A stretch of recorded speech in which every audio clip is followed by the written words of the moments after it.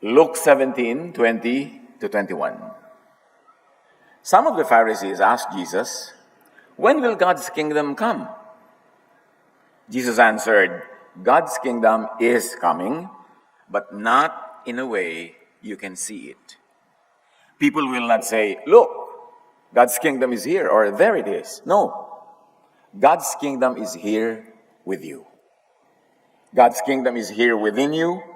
God's kingdom is here inside you. Malinaw ang sagot ni Jesus, the kingdom of God is in you.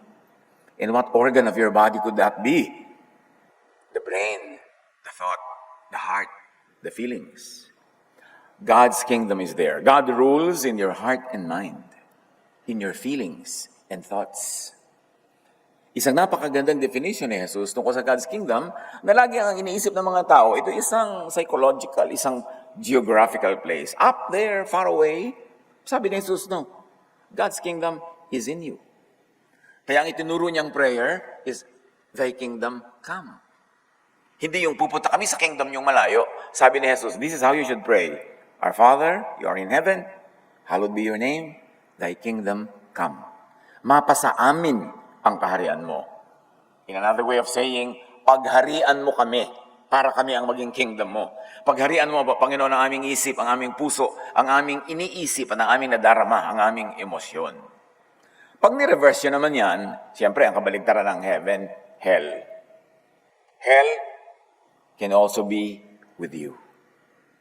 To reverse it, hell is with you, hell is within you, inside you, in you. Siyempre, pwede. Both sides of the equation. Mag-a-applyan, heaven or hell. So, hell can be in the mind. In the heart. When hell rules in your heart and mind, in your feelings and thoughts, hell is in you. Aside from the traditional, classical, religious hell, na alam na nating lahat at pinag-aaralan mula pa ng childhood catechism, hell could come in many other forms. Hindi totoo walang hell. Ang totoo, maraming hell. Maraming pwedeng forms of hell. Maraming agents of hell. So do not limit your vision to just the traditional religious hell na nasa mga estampita. Know the enemy to fight. To win over the enemy. Know the many forms of hell. Para malabanan, magapi, mapagtagumpayan. And explore these ideas. Hell is thought. Pag may iniisip kang nakakatakot, di ba hell yun? Nagsiselos ka, nagagalit, ninenervyos, kakaroon ka ng panic attack.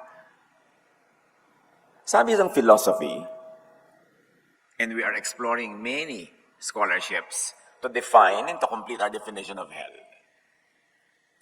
Hell is a state of mind which torments a lot of selfish people in the world who do not think of facing pains and getting over them when it is time for losing their luxury or desires for dharma or righteousness due to selfish reasons. Philosophy has its own definition of what hell could be. Heaven and hell is a representation of happiness and sorrow. Sabi ng philosophy. Those who are satisfied with their situation are in heaven. Kaya tinuturo sa Bible, be satisfied, be contented, do not covet. Para ang heaven ang utak mo. Pero pag naiinggit ka, lagi ka naghahangad ng hindi mo naman makuha, hell ang utak mo. And those who are not inclined towards their desires, kasama yan sa definition, from desires arise dissatisfaction. A dissatisfied person always experiences hell, no matter how much pleasurable facts are around them. Pag hindi ka nagiging kontento, lagi ka naghahanap ng wala, edi bit-bit mo ang hell kahit saan ka magpunta. Meanwhile, sabi, satisfaction is heaven. There's great godliness in contentment. After having done what you could, the best that you can, teach yourself to be contented. Because heaven is in contentment, not in non-stop desire that cannot be satisfied. James 3:6, the tongue is also a fire, a world of evil among the parts of the body. It corrupts the whole body, sets the whole course of one's life on fire, and is itself set on fire by hell. Di ba may mga tao, pagbuka lang ng bibig nila, dala na ang impyerno. Tatatatatatatatutut. Impyerno, lumayo ka sa akin. Kasi pagbuka ng bibig, nang gugulo, ng aaway, nagbibigay ng takot, nananakot, hell yun. A bad tongue is hell. A bad word is hell. Yung may sakit ka na, dadalawin ka pa, sasabihin pa sa'yo, magsisi ka na ng mga kasalanan mo, kaya ka may sakit. Hell tongue! Ipagpe-pray ka pa daw, pero ginanong ka naman, ginulo ka, tinakot ka. Yung natatakot ka lang, tatakotin ka pa. Magdadala sa'yo ng mga bagay na mga nakakagulo ng isip. Job 19:1-2. Then Job replied, "How long will you torment me and crush me with words?" Hindi natin laging nare-realize, mga kapatid yan, that when we speak, we become either agents of heaven or hell. Anong feelings, anong emotions ang dinadala natin sa kapwa? Tayo man, pag kinakausap natin ang ating mga sarili, anong mga salita, spoken or not, ang nakakaapekto sa ating damdamin? Proverbs 28:17. Anyone tormented by the guilt of murder will seek refuge in the grave. Guilt. Guilt of murder. And we murder in many ways.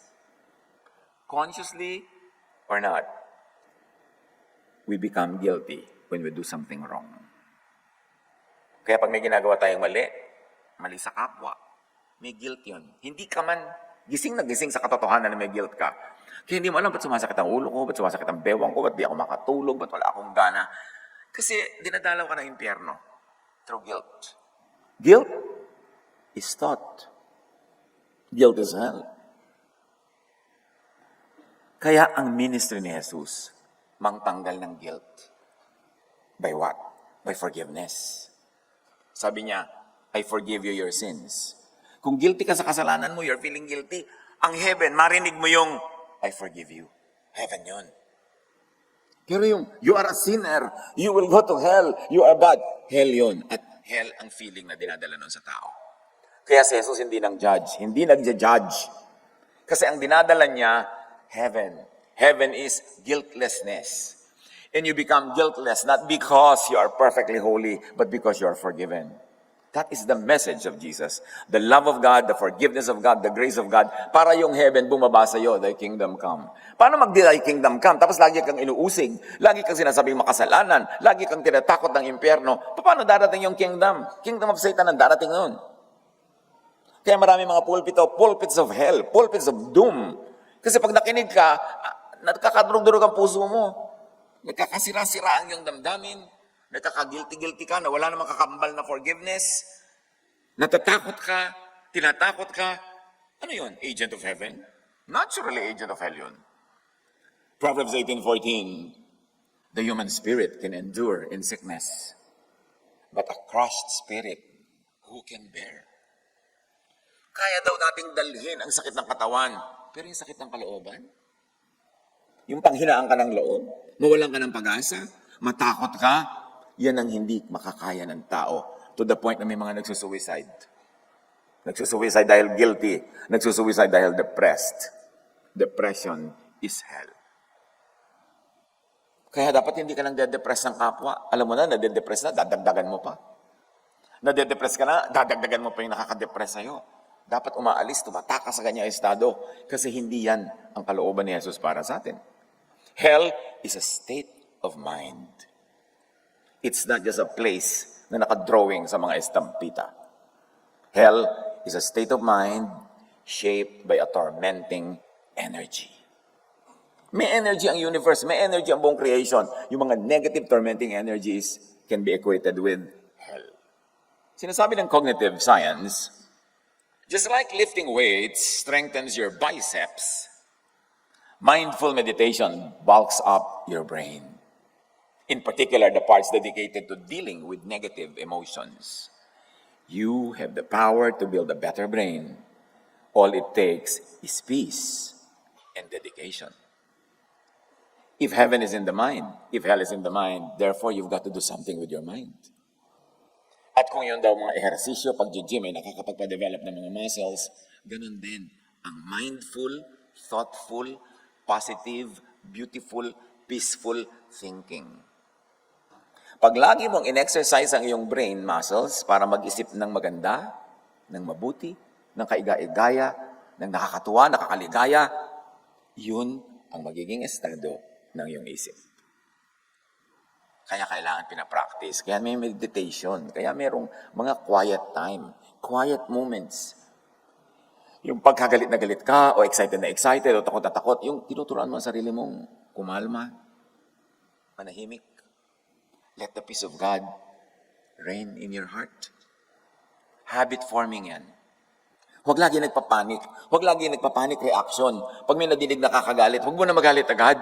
Pag may nadinig na nakakatakot, huwag mo na matakot agad. Manahimik. Be still, sabi ng Diyos. And know that I am God. Your brain is the ability to learn and grow as you age. A process called brain plasticity. But for it to do so, you have to train it on a regular basis. Tinetrain ang isip. Tinetrain ang isip na maging kalmado. Tinetrain ang isip na maging mapagpatawad, maging mapagbigay. Tinetrain ang isip din na tumanggap ng magagandang bagay, tumanggap ng kasiyahan, tumanggap ng pahinga. Kung merong brain plasticity, meron sigurong brain fossilization. Yung mga brain na hindi nag-grow. Ang tanda-tanda, walang pinagkatandaan. Ang dami-dami ng pinagdaang hirap, hindi pa natuto how to handle it. Ang dami-dami ng nakaaway, nakikipag-away pa rin, hindi na natuto how to handle anger. Ang dami ng nakatalo, nakadebate, hindi na natuto how to blend with people of different faith, of different belief, of different opinions. Brain fossilization. Acts 5:16. Crowds gathered also from the towns around Jerusalem, bringing their sick and those tormented by impure spirits, and all of them were healed. Kuminsan, parang cartoon ang tingin natin Pag nagbabasa tayo ng scripture, lagi na lang napaka-fundamental reading, napaka-literal reading. Lagi pag sinabing spirit, laging spirit agad ng mga maiitim, na mga usok na may mga sungay-sungay at may hawak na malalaking tenidor. What if those impure spirits were impure thoughts, impure emotions, negative emotions? Bakit sila mga may sakit? Paano kung sila ay punong-puno ng negative emotion, ng guilt, ng fear, ng dissatisfaction and anger? At ito ang dinadala ng Pharisees.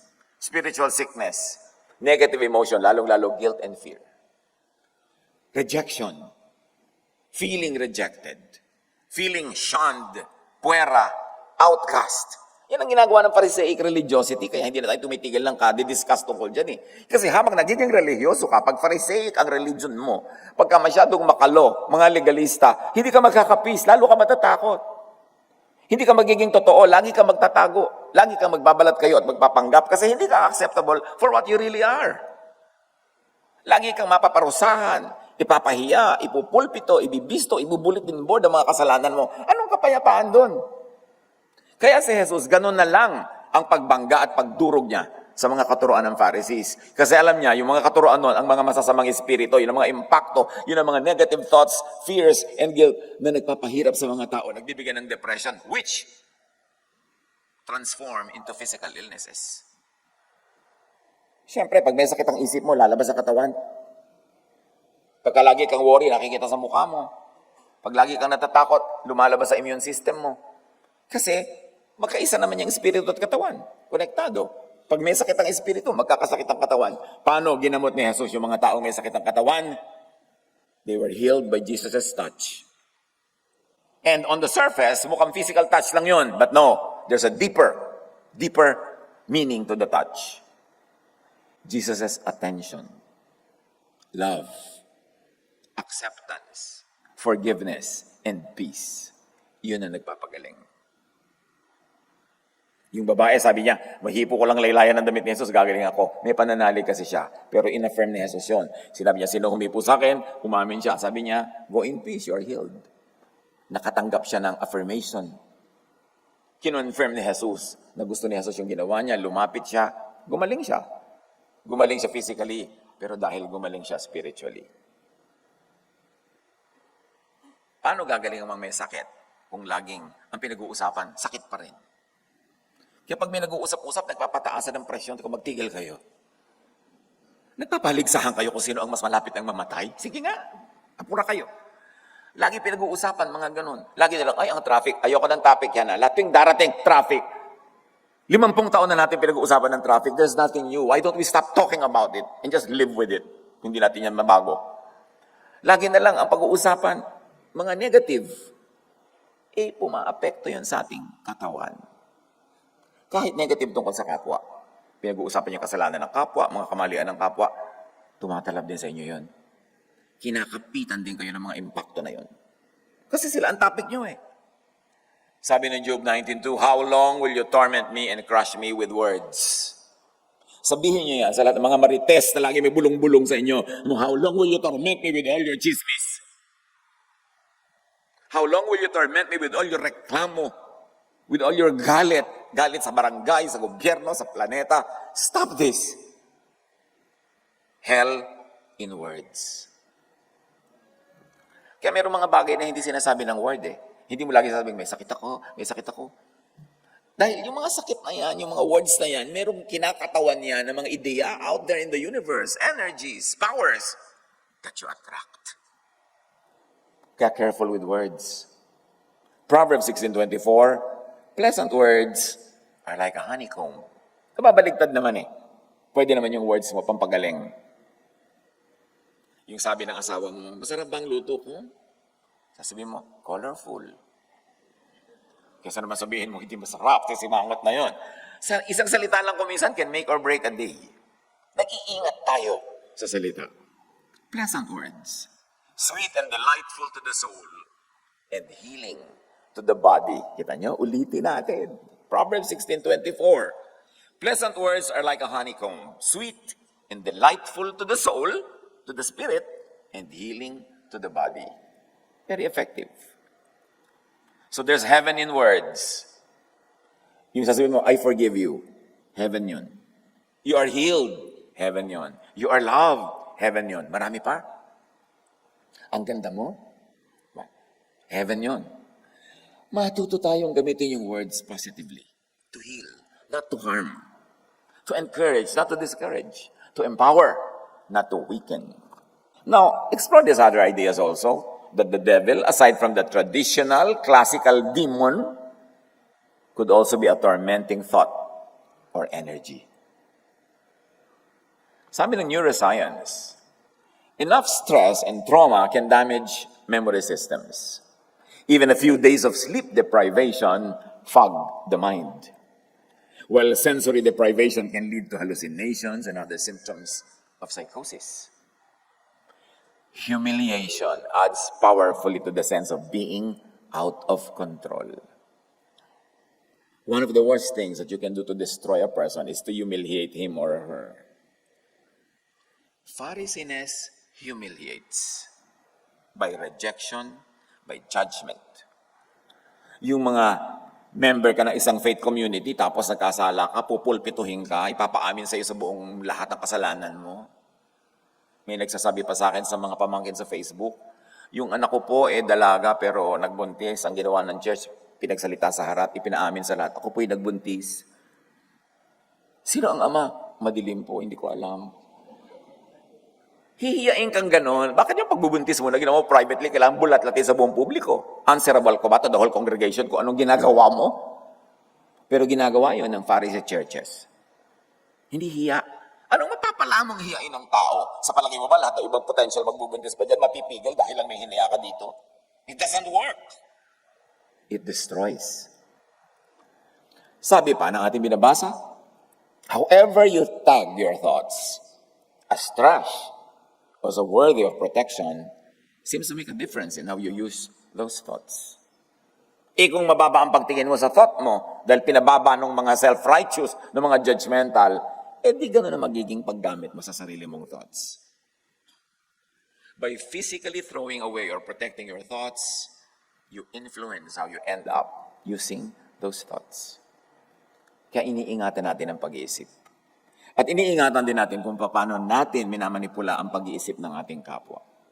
That we do not become agents of discouragement, na dahil sa ating pagtrato sa kanila, ay lumiliit ang pagtingin nila sa kanilang sarili.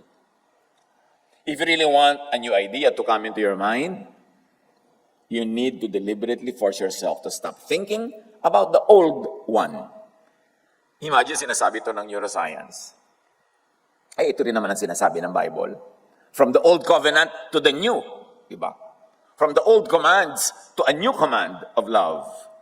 From an old self to a new creation. Yan ang process ng Jesusness.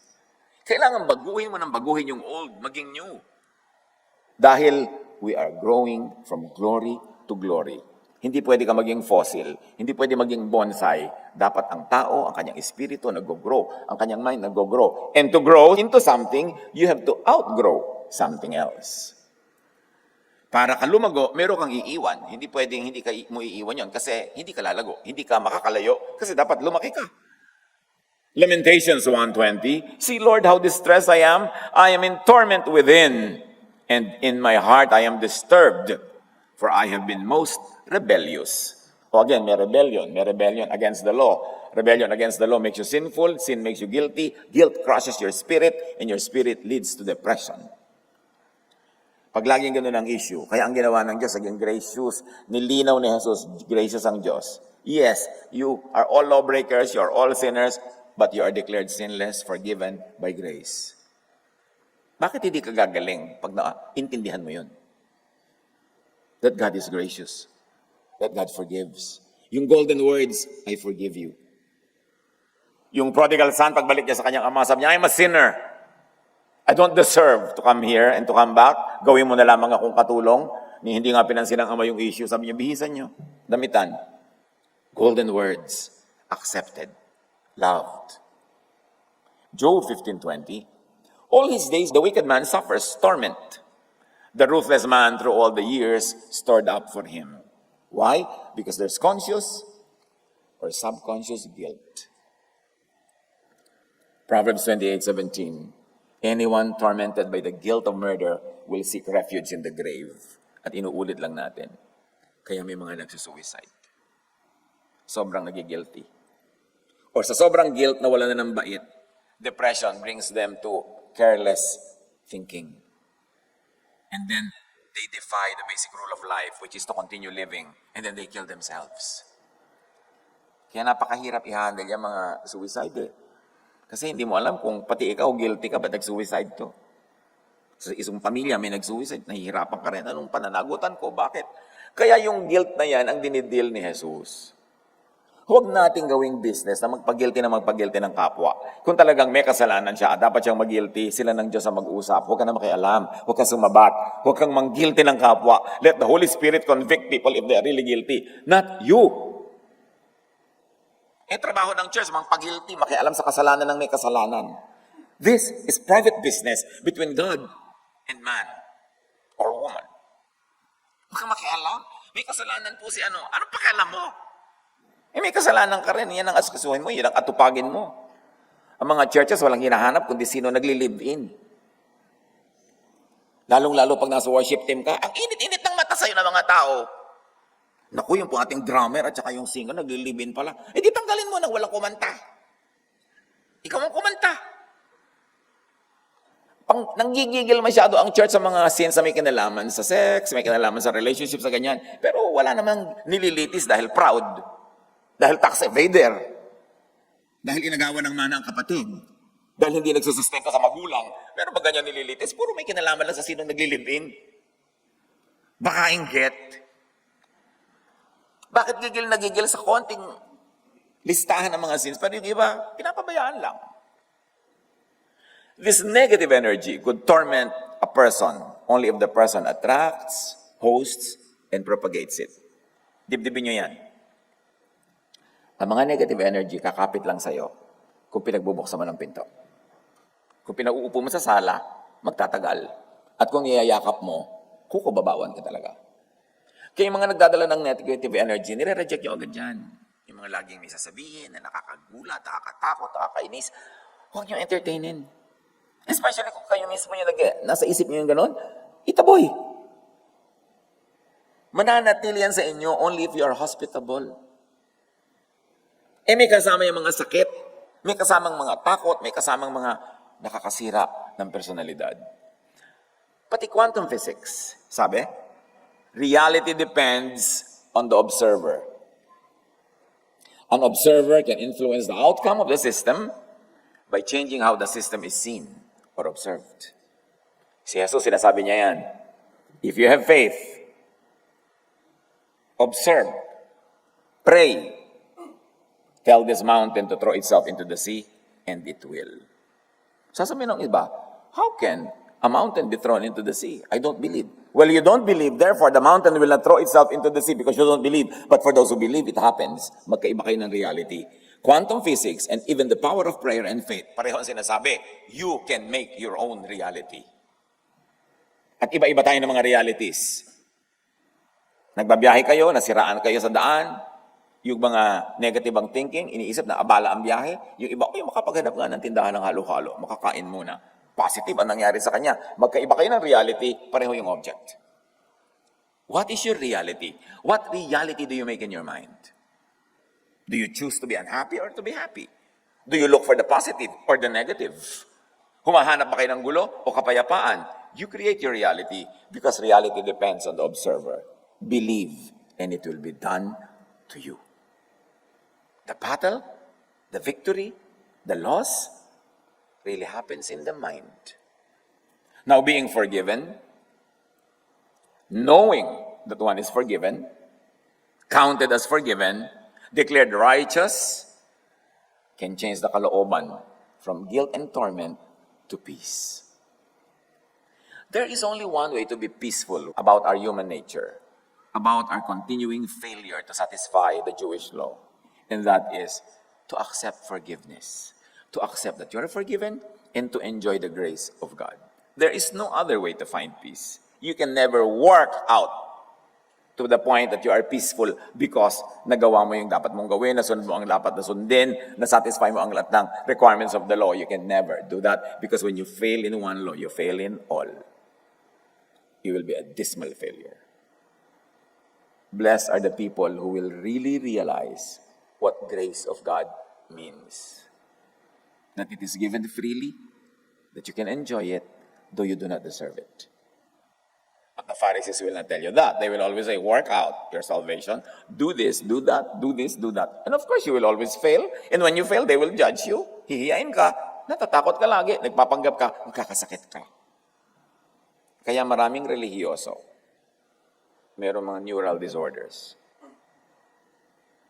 Some psychiatrists tell me, without giving names, that most religious personalities see psychiatrists. Kasi hati, iba yung sinasabi sa pulpito, iba naman yung nangyayari sa toong buhay nila. Sabi sila ng sabi ng mga moral standards na napakataas na hindi maabot sa pulpito. Pagbaba nila, hindi rin naman nila naaabot. So hati, kaya kailangan nilang mag-iinom ng kung ano-ano mga antidepressants. Kasi, dalawa ang loob, hati ang loob. Either buuin mo ang loob mo sa law, at talagang gawin mo yan, and you will fail, or buuin mo ang loob mo sa grace and love. Pero hindi pwedeng one half grace, one half law. One half judgment, one half forgiveness. Godly ako ngayon, bukas hindi. Pag ganyan-ganyan ka, pabalik-balik, sala sa init, sala sa lamig, mababaliw ka. Madedepress ka, magpapanggap ka. At dahil ang dami-dami mong iniipon na negative feeling, itatambak mo sa iba yung mga kasalanan mo, magiging judgmental ka para siya ang mapag-usapan, hindi ikaw. To make yourself feel good, i-emphasize mo yung mga kasalanan at pagkukulang ng iba. Kaya ganoon na nangyayari sa ang dami-daming churches. Tinatanong ko nga sa mga tao, okay, sobrang umuso ang Bible Christianity, Bible-based Christianity, simula nung 60s, 70s, 80s, nag-peak nung mga 80s to 90s, pero ngayon, bumaba na lahat yan. Bakit? Did biblical Christianity keep its promise to give people peace, rest, and love? No. Nung sumali ka sa biblical Christianity, nasuong ka sa walang katapusang giyera ng mga simbahan, ng mga sekta, ng mga grupo, mga division ng mga churches, ng mga judgment. Natuloy ba yung peace? Siguro sa konti. Pero, anong mangyayari kung ikaw ay binibigyan ng kapayapaan, knowing that one is rested, knowing that you have been forgiven. So you move from hard work to rest. Sabi ni Jesus, I came to give you rest. Come to me, all of you who are tired Tired of pretending? Tired of being judged? Tired of hiding? Come to me, all of you who are tired and heavy laden. I'll give you rest. That rest is in the complete forgiveness of God. Wala nang ungkatan ng mga kasalanan. Parang yung ama na bumalik yung kanyang prodigal son. Wala nang ungkatan, walang sumbatan, walang kwentahan. Binihisan na lang, nagpiesta sila. Sabi niya, this son of man was dead, but now he's alive. So there's movement from hell to heaven. From trouble to peace. Ano naman ang sinasabi ng psychology?